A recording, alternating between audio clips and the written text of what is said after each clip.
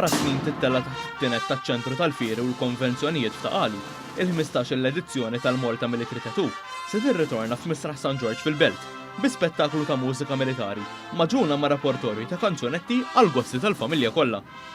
Dan bħala parti mill-programm kulturali ta' Valletta 2018 li din is-sena qed iġġorr it-titlu tal-Belt Kapitali Ewropea tal-Kultura. Il-banet tal-Pulizija u tal-Forzi Armati Maltin se jerġgħu jkunu protagonisti f'din il-Military Tattoo flimkien ma' banet militari barranin. F'konferenza tal-aħbarijiet fil-bitħa tal-Palazz tal-Gran Mastru fil-Belt Valletta, is-Supretendent Anthony Kassar spjega it-ħejjiet li qiegħda tagħmel il-banda tal-Pulizija għal dan l-ispettaklu. Però ovvjament sa naslu ġifieri l-isbaħ siltiet mużikali li jpaxxu l-widna ta' kulħadd, hemm xi ħaġa għal kulħadd, ikun hemm dejjem kif konna nagħmlu s-soltu dejjem għamilna sorpriża u xi ċajta ma tanqos ukoll ħalli il-poplu jkun qed jistenna dik iċ-ċajta żgħira. Minn barra spettaklu mużikali, il-Korp tal-Pulizija se jpaxxir lil dawk preżenti wkoll bil-Precision Drill Team, skwadra ta' 20 persuna unika fl-Ewropa li bi preċiżjoni ma bħala tagħmel manuvri perikolużi permezz ta' xkubetti li jsaħħru lill-udjenza.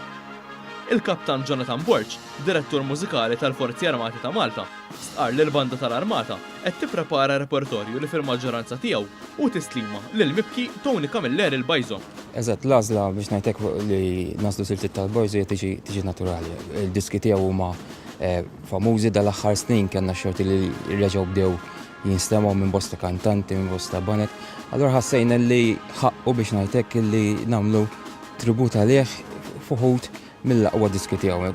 Il-Kaptan Borch b'sodisfazzjon stqar magħna li hu ta' onura lihom li din is-sena se jagħmlu din il-wirja mużikali fil-Belt Valletta li minnha nfisha i-vetrina ta' storja u kultura.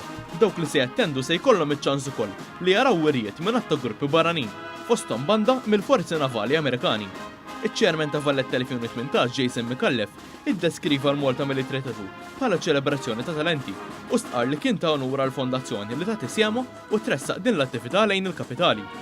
Is-Segretarju Parlamentari Deo De Battista stqar li dawn l-avvenimenti se jkomplu anke wara din is-sena permezz ta' aġenzija li tiggarantixxi dawn l-avvenimenti. Il-Malta Military Tattoo se ssir bejn il-21 u 23 ta' Settembru.